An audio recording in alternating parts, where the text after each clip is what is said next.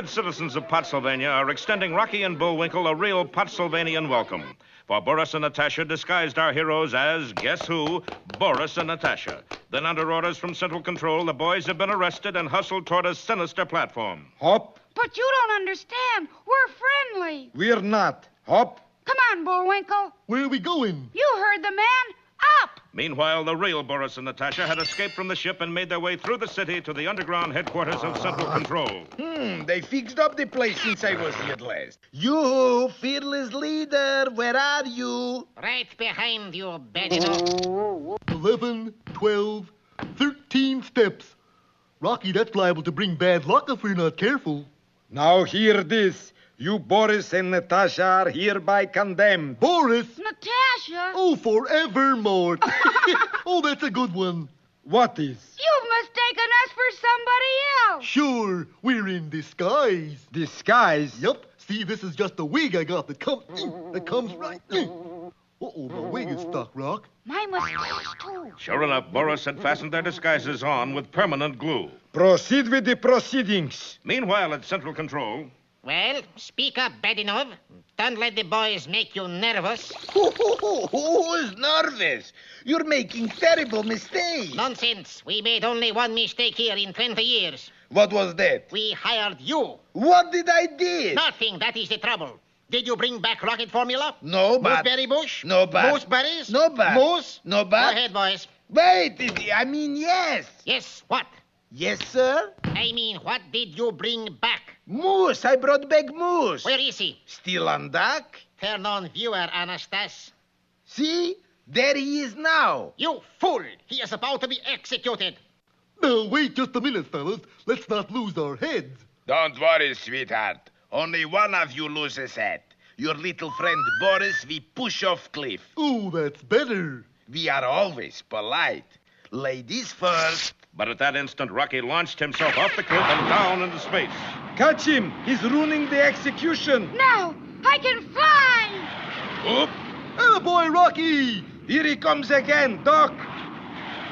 Tell me, Fedor, it says anything about Badinov can fly? Not a word. Could be we made a mistake? Could be, but let's don't hang around to find out. Well, looks like execution is off. We got Moose. Now we put him to work. For us, old buddy. You mean I'm not out of job? Of course not, dear boy. Was all mistake. You mean I get same old salary? Of course. 50 grickles a month and all you can steal. Oh, boy. Plus fringe benefits. Fringe benefit? Yes, we don't shoot you. Back on the dock, a suspicious crowd watched as Bullwinkle and Rocky tried to get their disguises off. How you doing, Rocky? Gee, I thought it'd be years yet before I started shaving. Well, I guess you really are tourists. Howdy, welcome to Pottsylvania and come along. Thanks, and where are we going? Where else? To jail. Jail? Jail? Jail? This is a Pottsylvanian howdy? Don't miss our next episode. The Pen Pals are Rock Hockey Rocky.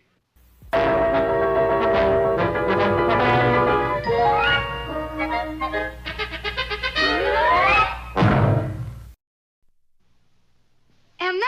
Hey, Rocky, watch me pull a rabbit out of my hat. Again? Nothing up my sleeve. Presto!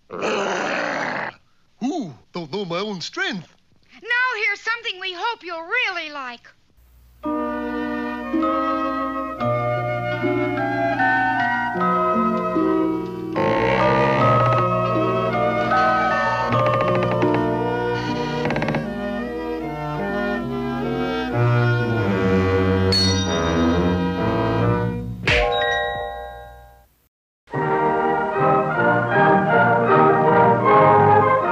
Once upon a time, in the little kingdom of Levittown-on-Thames, there lived a man named Galahad, Harry Galahad, the world's most famous clown. Retired. With him lived his wife, Bessie, and their newborn son. One day, Harry took the infant to be registered with the town clerk. Have you chosen a name for this child? Yes, sir. Sir. Very well. And before Harry could stop him, the town clerk had written the baby's name in the town register, Sir Galahad. But that's not his name. Sorry, no changes allowed in the town register. What kind of a name is Sir? Everybody will laugh at him. What were you going to call him? Arbuthnot. And so, from that day on, the baby was known as Sir Galahad. Sir's future had already been decided for him by his father. You're going to be a clown, just like Daddy. When he was just a toddler, it was drummed into him. A clown! A clown! You're going to be a clown! That's showbiz! And later, when he would come home from school... Sir, go to your room, do your clown work. But though Sir's father tried to develop the boy's interest in clownery, Sir just didn't seem to have his heart in it. For you see, he really wanted to be a knight. Each evening when he went to bed, Sir would dream of being a knight. Or at least he tried to dream of being a knight, but somehow he always wound up as a... you know what. One day, his mother took him on her knee. Sir, honey, don't you want to follow in Daddy's footsteps? After all, he's a great clown. You can say that again. Well, what do you want to be? Sir was quick to announce his secret ambition. Knights of the Round Table. You want to be a round table? A knight. I want to be a knight. What? Sure. Knights get to wear armor, Pop. Ride white chargers. Save lovely damsels from dragons. Wait a minute. You want to ride a charger? Uh-huh. Save damsels? Uh-huh. But I used to do that 3 times a day in the circus. See, that's showbiz. I'd climb the ladder, they'd throw the water on me. Where'd he go? Away. Oh, Bessie, where have we gone wrong? But that night, something wonderful happened to Sir. As usual, he tried to dream of being a knight, and this time, he made it. I'm a knight. A knight in shining armor. What? Ho there, looky! That's lackey. Oh. Well, anyway, fetch my white charger. Okay, Prince Valiant. That's a white charger? You're a little late at the post. Sir Shoemaker got the last good mount. And so, Sir Galahad mounted his steed and set off for adventure. He soon found that riding in shining armor was a little harder than it looked. Still, he sought high and low for a damsel in distress, till suddenly... It's her! My damsel! As one, horse and rider flew to the rescue. I hope it's nothing trivial. Trivial indeed. Just over the hill was a damsel in absolutely the worst kind of distress. Never fear! Sir Galahad's here!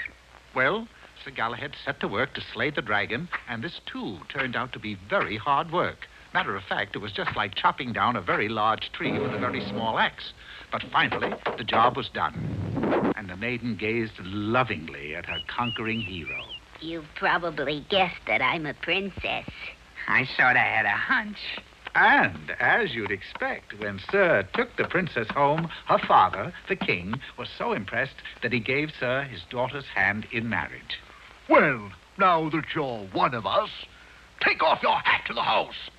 Yes, Sir had been a hero, but now he was just a relative. The king gave Sir and his bride a down payment on a small place of their own, and before long there was another little knight to feed, and another, and so on into the nights. Sir's days were taken up with his new duties as lord of the manor, for there were no wars to fight, and his wife frowned on his rescuing any more damsels.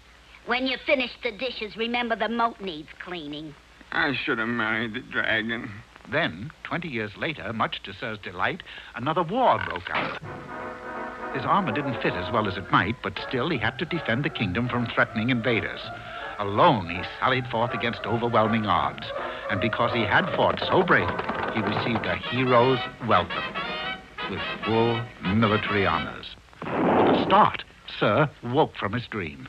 That's a hero's welcome? The next morning, Sir's parents were still deeply troubled. Harry, if being a knight is so important to him... You're right, Mama. A knight he's gonna be. And with our blessing, we'll send him to... Be a clown, da-da-dum, da-da-dee. Look, one hand, ha-ha-ha-ha! But, sir, yesterday you wanted to be a knight. And today you're a clown. Well, like you always say, that's showbiz.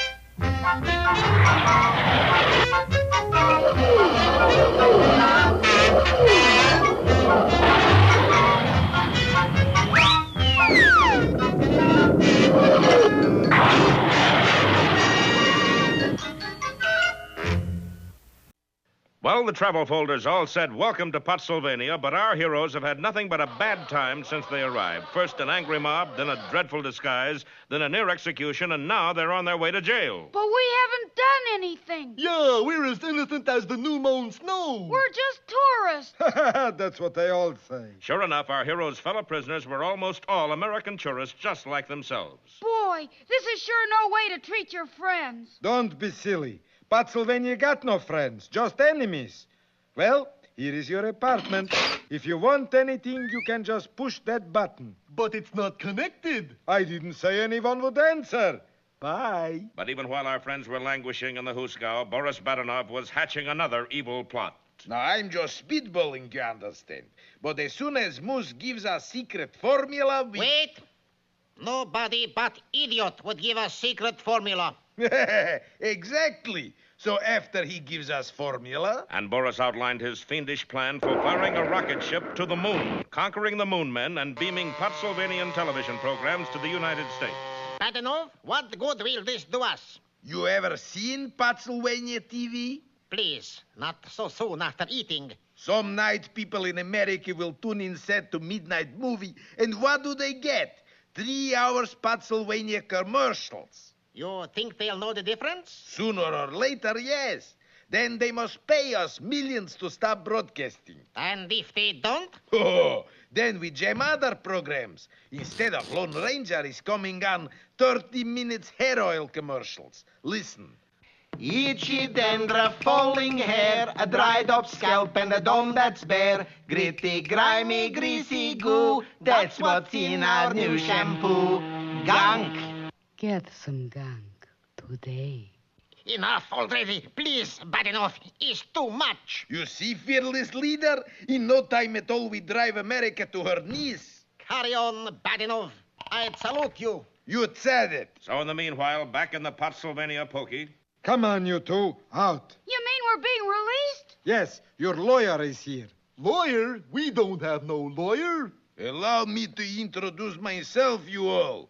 Gentlemen, I'm Clarence Derenoff, attorney at law at your service. Yeah, but we didn't hire you. A mere formality. Well, I paid bribe, bail, so let's go. Now, wait a minute. What about all our friends here? We're not going till they go. That's right. We'll just sit here. How much extra for the others?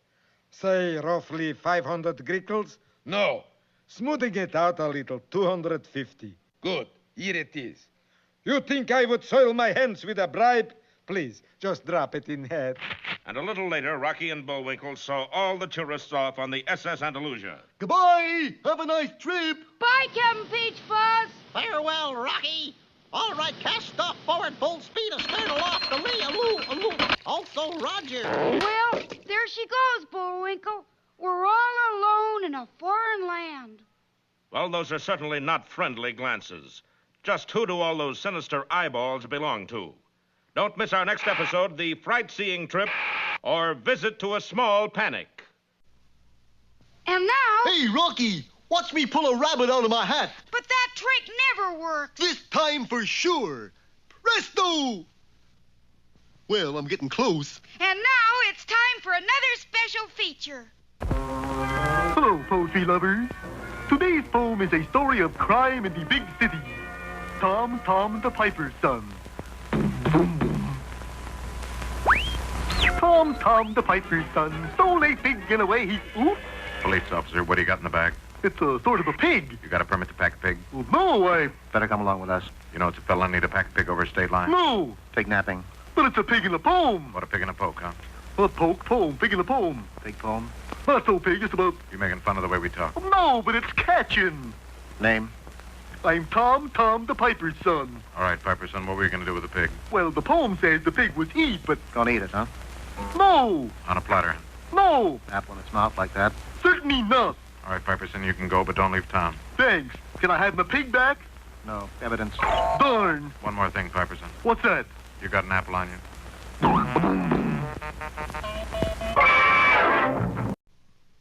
And now it's time for 5 or 6 baritone solos in the key of E. But... If not... Ooh! Now for another of our special features. Should have tried E flat.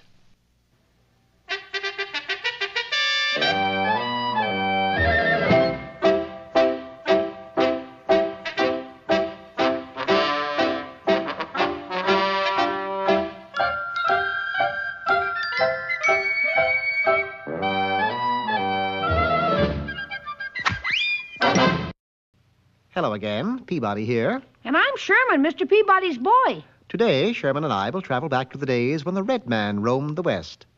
Set the way back for the year 1875, Sherman. And the place? The Black Hills of South Dakota, where we'll join forces with the 7th Cavalry under the command of General George Armstrong Custer.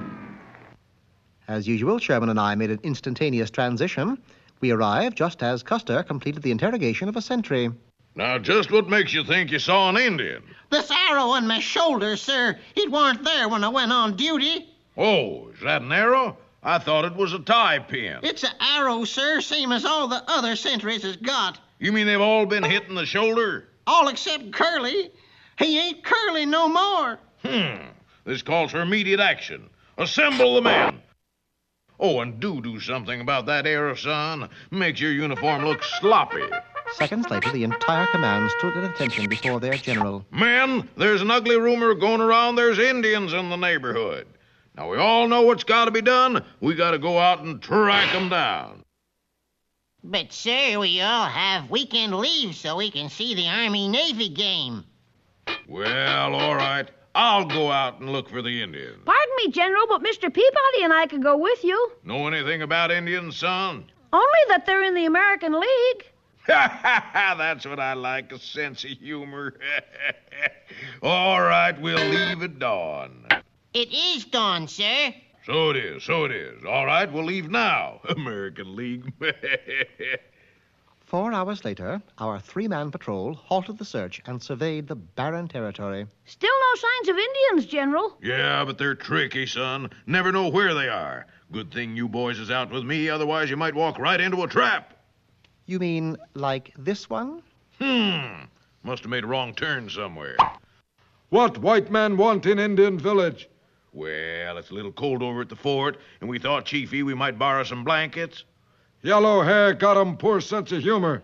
I think what General Custer is trying to say is that the United States government would appreciate it if you and your tribe would return to the reservation. Red man cancel reservation. Go on warpath.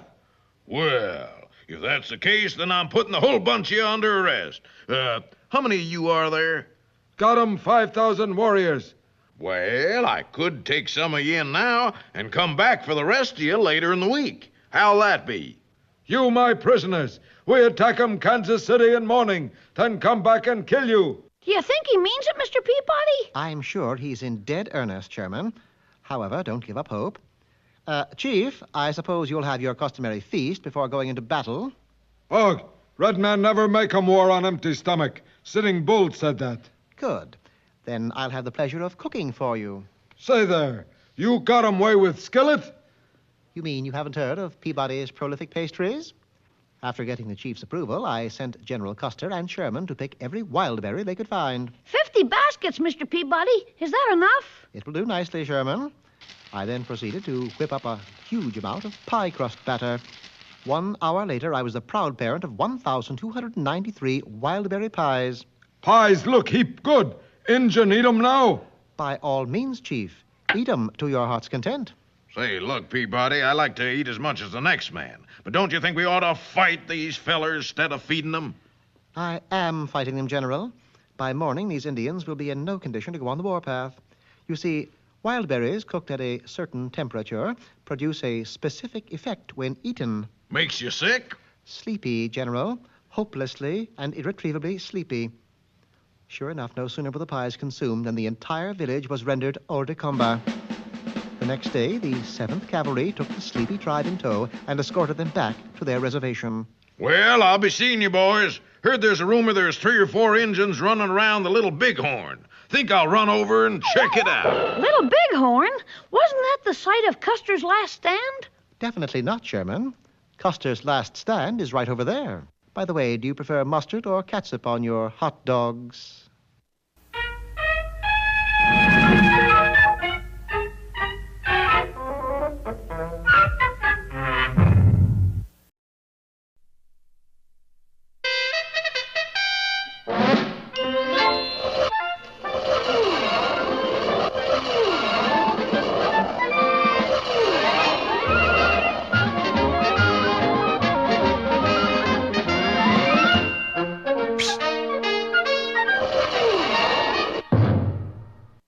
Well, our heroes are heroes again. They've rescued a boatload of tourists from the Pottsylvanian pokey and sent them on their way home. Unfortunately, it's not all clear sailing for them. You know, I got kind of a sneaky feeling we're being watched. Oh, nonsense, Bullwinkle. Who'd want to watch us? Well, the answer to that was simple enough. Everybody. For Pottsylvania was a country composed entirely of spies. Even as schoolchildren, Pottsylvanians were taught only the ABCs: assassination, bomb throwing, and conspiracy, with an occasional course in advanced sneaking and prowling. Congratulations, Fyodor. You graduated magna cum laude.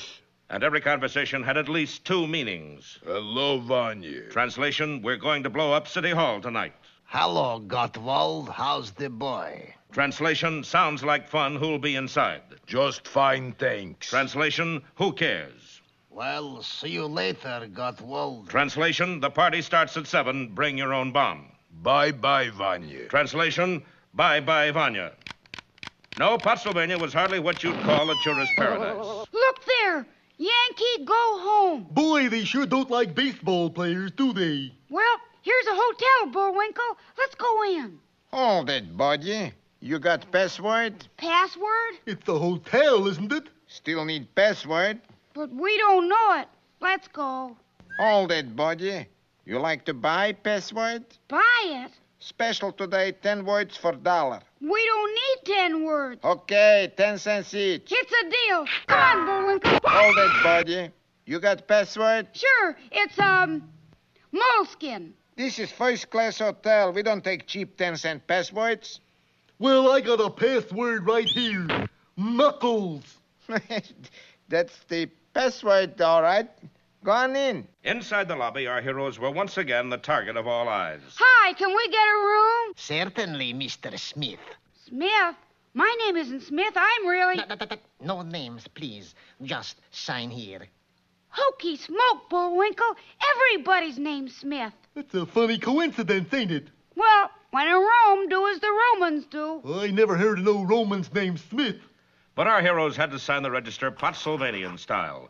Rocky Smith and Bullwinkle Smith. When they got to their rooms, Rocky immediately started organizing the great Mooseberry expedition. First, we gotta get a guide, Bullwinkle. Somebody who knows the country. Maybe there's a guide advertising in the newspapers. Let's get one down at the corner. Hey, carry you ice cream bars. Also secret papers. Secret papers from an ice cream man? Sure, we got a 28 flavor of a classified information. If you find a page in red ink, you get a free secret. Thanks a lot, but no thanks. You're welcome.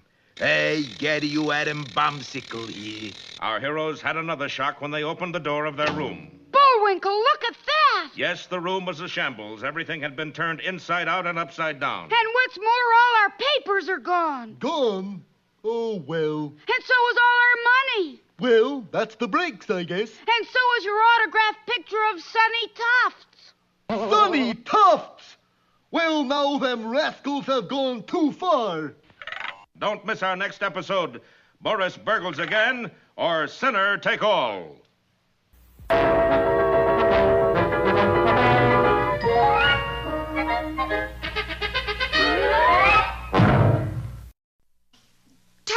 For the biggest thinker of them all, Mr. Know-It-All. Hello, America! Today's mental fire drill comes under the heading of How to be a Cowpuncher Without Getting Hit Back. The simplest way of learning how to punch cows is to join a cattle drive.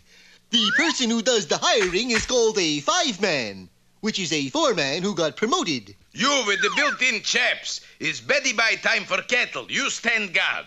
You got gun? Sure, right here. Tell me, why you got hot water bottle on gun?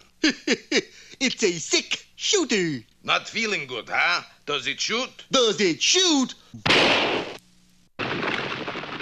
Now look what you done. Cattle are stampeding. Never fear, I shall stop them. How do you stop 5,000 fear-crazed beasts? By holding up 5 fear-crazed fingers and saying, whoa!